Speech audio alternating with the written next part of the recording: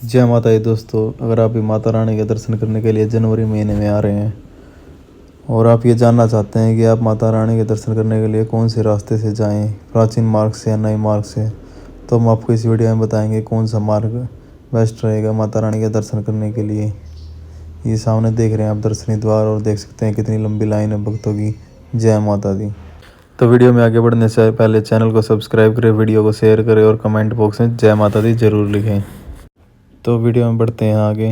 जो हम बात करते हैं जो आप सबसे पहले ताराकोट मार्ग की। ताराकोट मार्ग श्राइन बोर्ड के द्वारा अभी बनाया गया है। वही बात करें ताराकोट मार्ग पे आप कैसे पहुंचेंगे, तो आप ताराकोट मार्ग पे डायरेक्ट बस स्टैंड या कटरा रेलवे स्टेशन से ऑटो लेके आप डायरेक्ट ताराकोट मार्ग तक पहुंच जाते हैं। ये जो आप सामने देख रहे हैं ताराकोट मार्ग का एंट्री गेट। ऑटो वगैरह आपको यहाँ इसके पास छोड़ देंगे, इससे आगे ऑटो नहीं चलेंगे। और सामने देख रहे थे आप जो वो है ताराकोट मार्ग का एंट्री गेट। जय माता दी। यहाँ पर आपकी चेकिंग होगी सारी। आप इससे आगे लैपटॉप वगैरह कैमरा वगैरह नहीं ले जा सकते। अगर आप RFID कार्ड नहीं लेके आए तो आप यहाँ से भी RFID कार्ड ले सकते हैं। सामने देख रहे भाई RFID काउंटर। अगर आप कटरा बस स्टैंड या अन्य जगह से RFID कार्ड नहीं लेकर आए हैं तो आप यहाँ से भी RFID कार्ड लेकर अपनी यात्रा शुरू कर सकते हैं। चलो आइए जानते हैं इस रास्ते के बारे में कुछ महत्वपूर्ण जानकारियाँ। जय माता दी। जैसे ही आप लगभग आधा किलोमीटर आएंगे तो आपको ये एक छोटी सी मार्केट मिलेगी। इस रास्ते पे लगभग 5 से 6 दुकान होंगी बस। और आप माता रानी का जयकारा लेते हुए आगे बढ़ेंगे। ये सामने देख रहे हैं ताराकोट मार्ग। इस मार्ग पर एक बहुत ही कम श्रद्धालु आपको दर्शन करने के लिए मिलेंगे। रात के समय तो बिल्कुल ना के बराबर ही मिलेंगे, क्योंकि कई बार यहाँ पर आपने देखा भी होगा, वीडियो आती रहती है कि रात के समय कुछ जानवर आ जाते हैं। कुछ समय पहले तो यहाँ पर चीता भी देखा गया था। बहुत ही कम श्रद्धालु इस रास्ते को यूज करते हैं। वहीं बात करें साफ़ सफाई की तो बहुत ही साफ़ सफाई है इस रास्ते पर। और आप अगर इस रास्ते से आना चाहते हैं तो आप कटरा शहर का नज़ारा देख सकते हैं, प्रकृति का नज़ारा देख सकते हैं। यहाँ पर बीच बीच में अब बहुत ही अच्छे पार्क बनाए गए हैं और बैठने की भी बहुत ही अच्छी व्यवस्था है। अगर आप कभी इस रास्ते से आना चाहो तो ज़रूर आएँ। आप इस रास्ते से प्रकृति का फ़ायदा ज़रूर उठाएंगे, लुत्फ़ उठाएंगे। जय माता दी। जैसे ही आप कुछ रास्ता आगे चलेगा तो आपको मिलेगी ये नवग्रह वाटिका। ये एक श्राइन बोर्ड के द्वारा बहुत ही अच्छा पार्क बनाया गया है। यहाँ पर श्रद्धालु आराम से आराम करते हैं और फिर अपनी यात्रा आगे की तरफ शुरू करते हैं। यहाँ पर आप सामने देखेंगे बहुत ही अच्छा प्रकृति का नज़ारा। और यहाँ पर एक सेल्फ़ी पॉइंट भी है। आप सेल्फ़ी पॉइंट पे जाकर बहुत ही अच्छी सेल्फ़ी ले सकते हैं। श्रद्धालु यहाँ पर आराम करते हैं और फिर माता रानी के दर्शन करने के लिए आगे की तरफ बढ़ते हैं। जय माता दी। ये भी सामने देख रहे हैं आप सेल्फ़ी पॉइंट। यहाँ से आप देखेंगे सुंदर नज़ारा कटरा शहर का। आपकी नज़र जहाँ तक जाएगी आपको सिर्फ पहाड़ ही पहाड़ दिखेंगे और सिर्फ कटरा शहर। कितना सुंदर नज़ारा प्रकृति का। इस स्थान पे आप देखोगे तो आपको हवा बिल्कुल अच्छी मिलेगी। मौसम बहुत अच्छा बना हुआ है माता रानी का। जय माता दी। ये भी जो सामने देख रहे हैं आप ताराकोट मार्ग से अर्धकुंवारी मंदिर। और ये इन्हें देखना जो पहाड़, इसके पीछे जाना हमने माता रानी के दर्शन करने के लिए। जय माता दी। जैसे हम ताराकोट मार्ग से जाएंगे तो हमको रास्ते मिलेगा लंगर, जो कि श्राइन बोर्ड के द्वारा बिल्कुल निःशुल्क है। यहाँ पर आप ये लंगर श्राइन बोर्ड के द्वारा 24 घंटे चलाया जाता है। और इसी के सामने जो बाहर है छोटा सा पार्क बनाया गया है श्राइन बोर्ड के द्वारा। आप यहाँ पर आराम से रेस्ट कर सकते हैं। जय माता दी। ये श्राइन बोर्ड के द्वारा छोटा ही यहाँ पर तालाब बना गया है। इस रात के समय यहाँ पर लाइटिंग रहती है तो बहुत ही अच्छा लगता है। सामने देख रहे हैं आप लंगर। और ये है भाई साइड स्क्रीन LED। यहाँ पर आप 24 घंटे माता रानी के दर्शन कर सकते हैं पिंडी स्वरूप के। और आरती भी यहाँ पर लाइव चलती है। जय माता दी। जैसे कि हम बात कर रहे हैं नए मार्ग की, ताराकोट मार्ग की, तो ये रास्ता बिल्कुल खाली रहता है। यहाँ पर बहुत ही कम श्रद्धालु माता रानी के दर्शन करने के लिए आते हैं। अगर आप भी इस माता रानी के दर्शन करने के लिए इस रास्ते से आ रहे हैं तो आप सिर्फ इसमें प्रकृति का पूरा नज़ारा देख सकते हैं। लेकिन यहाँ पर आपको श्रद्धालुओं की संख्या बहुत ही कम मिलेगी। ना ही यहाँ पर कोई बाज़ार है ना कोई मार्केट है। तो आप सिर्फ इस रास्ते से माता रानी के दर्शन करने के लिए जा सकते हैं। और वहीं बात करें नए रास्ते की, तो नया रास्ता लगभग 7.5 किलोमीटर पड़ता है, जो कि प्राचीन मार्ग से लगभग 2 से 2.5 किलोमीटर ज़्यादा है। और हम इस रास्ते में वहाँ पहुँचेंगे जहाँ बैटरी कार बुकिंग मिलती है। और ये सामने देख रहे हैं आप जो अर्धकुंवारी से नीचे रास्ता है। और सामने है हिमकोटी मार्ग। हिमकोटी मार्ग से जाएंगे माता रानी के दर्शन करने के लिए। जय माता दी। अगर आप भी माता रानी के दर्शन करने के लिए आ रहे हैं और आप नए रास्ते से माता रानी के दर्शन करने चाहते हैं तो आप जब भी माता रानी के दर्शन करने के लिए नए रास्ते से आएंगे और आपको अर्धकुंवारी के दर्शन करने होंगे तो आपको वापस 500 मीटर जाना होगा, क्योंकि अगर आप नए रास्ते से आते हैं तो ये सीधा डायरेक्ट कहीं श्रद्धालु भवन की तरफ चले जाते हैं, वो अर्धकुंवारी नहीं जाते। तो आप भी अगर माता रानी के दर्शन करने के लिए आ रहे हैं और आपको अर्धकुंवारी का दर्शन करने है तो आपको वापस पुरानी मार्ग की तरफ 500 मीटर जाना होगा और आप वहाँ अपने अर्धकुंवारी की टिकट लेकर ये आप माता रानी के दर्शन करने के लिए आगे बढ़ सकते हैं। ये सामने देख रहे हैं आप बैटरी कार पॉइंट। जय माता दोस्तों, अब हम बात करते हैं प्राचीन मार्ग की।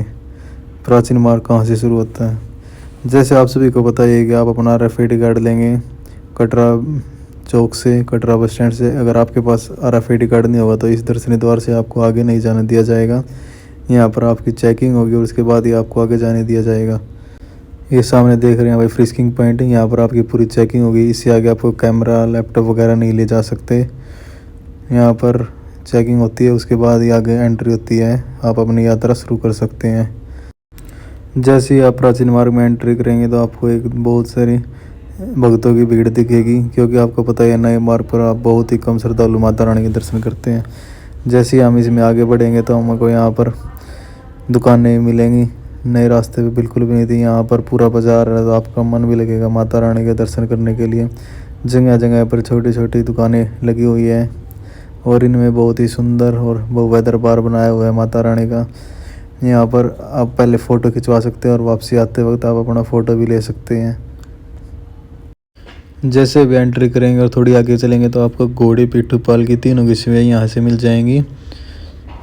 इस रास्ते पर भक्तों की भीड़ रहती है। अगर आप घोड़े पिट्ठू पाल की सेवा लेना चाहते हैं तो यहाँ पर जगह जगह पर बोर्ड पर पूरा रेट लिस्ट जारी की गई है, ताकि सराहनी बोर्ड के द्वारा जो भी रेट तय किए गए हैं घोड़े पिट्ठू पाल के, वही रेट से आपको यात्रा करवाएं। जैसे ही आप थोड़ी आगे बढ़ेंगे यात्रा में तो आपके दर्शन होंगे बाणगंगा के, बाल गंगा के। मान्यता यह है कि हनुमान जी को जब प्यास लगी थी तो हनुमान जी के आग्रह पर माता रानी ने एक बाण मारकर यहाँ पर बाणगंगा को प्रकट किया था। और एक मान्यता ये भी है कि माता रानी ने यहाँ पर अपने केस अर्थात बाल धोए थे, तो इसलिए इसे बाल गंगा भी कहते हैं। श्रद्धालु यहाँ पर नहा स्नान करके आगे की यात्रा शुरू करते हैं। यहाँ पर क्लॉक रूम भी है, आप अपना एक्स्ट्रा सामान यहाँ पर रखकर अपनी यात्रा आगे की तरफ बढ़ सकते हैं। माता रानी का जयकारा लगवाते हुए जैसे हम बाणगंगा से आगे बढ़ेंगे तो ये आ जाएगा सीढ़ियों का रास्ता। आप सीढ़ियों के रास्ते से भी माता रानी के दर्शन करने के लिए आगे की तरफ बढ़ सकते हैं, लेकिन सबसे अच्छा रहता है पैदल रास्ता। आप आराम से पैदल रास्ते से माता रानी के दर्शन करने के लिए आगे बढ़ते रहें, इससे आपको इतनी ज़्यादा थकावट नहीं होगी। देख सकते हैं कितना सुंदर बाजार लगा हुआ है बीच बीच में माता रानी के दर्शन करने के लिए। जय माता दी। जैसे ही आप लगभग 1.5 से 2 किलोमीटर आगे जाएंगे तो आपके दर्शन होंगे चरण पादुका के। यहाँ पर माता रानी के चरणों के चिन्ह के निशान हैं। तो जब भी आप माता रानी के दर्शन करने के लिए प्राचीन मार्ग से जाएं तो आप माता रानी के दर्शन जरूर करें चिन्हों के। जय माता दी। अब हम इसमें दिखाएंगे थोड़ी ही झलकियाँ माता रानी के दरबार की, चरण पादुका की।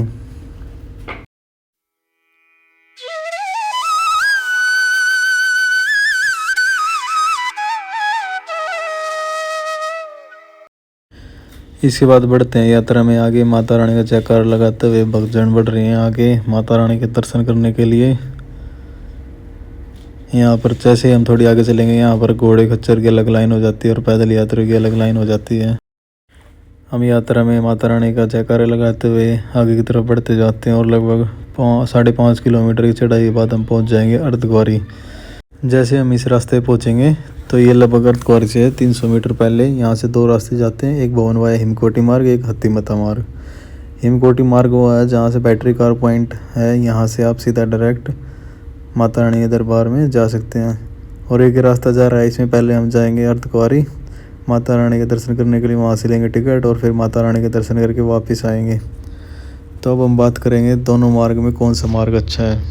जैसे कि हम बात कर रहे हैं कि प्राचीन मार्ग और नया मार्ग दोनों ही आकर माता रानी के दर्शन करने के लिए अर्धकुंवारी पर पहुंच जाते हैं, लेकिन अगर आप नए मार्ग से आ रहे हैं तो आपको लगभग 500 से 700 मीटर वापस आना पड़ेगा अर्धकुंवारी के दर्शन करने के लिए। तो दोनों ही मार्ग से हम पहुंच जाएंगे अर्धकुंवारी। अर्धकुंवारी से यहाँ लेंगे टोकन, क्योंकि यहाँ पर जो दर्शन करने का समय 24 घंटे के आसपास वेटिंग रहती है। अगर यहाँ पर रुकना चाहें तो यहाँ पर फ्री धर्मशाला, आप दिन के समय या रात के समय यहाँ पर रुक सकते हैं। यहाँ पर कंबल की भी पूरी सुविधाएं है, आप रात के समय कंबल लेकर फ्री धर्मशाला में रुक सकते हैं। अगर आप माता रानी के दर्शन करने के लिए आगे बढ़ रहे हैं तो आप यहाँ पर अपना टोकन लेके माता रानी के दर्शन करने के लिए आगे की तरफ बढ़ सकते हैं। जय माता दी। और फाइनली अर्धकुंवारी से चलते हैं माता रानी के दरबार की तरफ। माता रानी के जयकारे लगाते हुए चल रहे हैं माता रानी के दरबार की तरफ। और जैसे ही आप इन दोनों रास्ते से अर्धकुंवारी से आप भवन की तरफ पहुंच जाएंगे।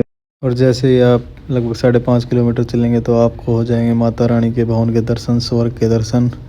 यहाँ पर माता रानी के 3 पिंडी के रूप में विराजमान है, माँ लक्ष्मी, वैष्णो, माँ सरस्वती। आप यहाँ पर माता रानी के पिंड के दर्शन करेंगे और जयकारा लगाते हुए भैरव बाबा के दर्शन करके वापस कटरा की तरफ आ जाएंगे। जय माता दी। अगर आप भी माता रानी के दर्शन करने के लिए आ रहे हैं और आप ये देखना चाहते हैं कौन सा रास्ता बेस्ट है, तो आपको बता दो कि अगर आप भी माता रानी के दर्शन करने के लिए प्राचीन मार्ग से दर्शन करेंगे तो आपको पूरे रास्ते में डेकोरेशन मिलेगी, जगह जगह पर छोटी छोटी दुकानें मिलेंगी और भक्तों की ज़्यादा संख्या ही पुराने मार्ग से ही दर्शन करती है। नए मार्ग पर आपको बहुत ही कम भक्त माता रानी के दर्शन करने के लिए मिलेंगे। अगर आप माता रानी के दर्शन करने के लिए पुराने मार्ग से जा रहे हैं तो आप पहले बाणगंगा के दर्शन करेंगे, फिर चरण पादुका के दर्शन करते हुए आगे अर्धकुंवारी की तरफ बढ़ेंगे। लेकिन वही बात करें नए मार्ग पे आप सीधा डायरेक्ट अर्धकुंवारी वाले रास्ते पे पहुंच जाएंगे। जय माता दी। लेकिन अगर आप घोड़े, पिट्ठू, पालकी वगैरह कुछ नहीं लेना चाहते और आप सीधा डायरेक्ट माता रानी के दर्शन करने के लिए जाना चाहते हैं तो आप नए मार्ग से भी जा सकते हैं। लेकिन अगर आपको घोड़े, पिट्ठू, पालकी वगैरह की सुविधा भी चाहिए तो आप प्राचीन मार्ग का ज़रूर प्रयोग करें। और वहीं बात करें कौन सा रास्ता बेस्ट है, तो अगर आप माता रानी का दर्शन करने के लिए प्राचीन मार्ग से जाएंगे तो आपको बहुत ही भव्य सुंदरता दिखेगी, क्योंकि नए मार्ग पर बिल्कुल सुनसान है, वहाँ पर बहुत ही कम श्रद्धालु जाते हैं और प्राचीन मार्ग पर पूरी हलचल रहती है। रात के समय तो नए मार्ग पर बहुत ही कम श्रद्धालु या नाम मात्र ही श्रद्धालु दर्शन करने के लिए जाते हैं। लेकिन नए मार्ग पर जैसे ही आप की जगह आप पुराने मार्ग पर जाएंगे तो आपको बहुत ही सुंदर लाइटिंग दिखेंगी। माता रानी के दर्शन करने के लिए बहुत ही सुंदर सुंदर मंदिर सजे हुए मिलेंगे। जय माता दी। अगर आपको मेरे द्वारा दी गई जानकारी अच्छी लगी तो वीडियो को शेयर करें, चैनल को सब्सक्राइब करें और कमेंट बॉक्स में जय माता दी जरूर लिखें। और ये बताना ना भूलें कि आप माता रानी के दर्शन करने के लिए कब आ रहे हैं। जय माता दी।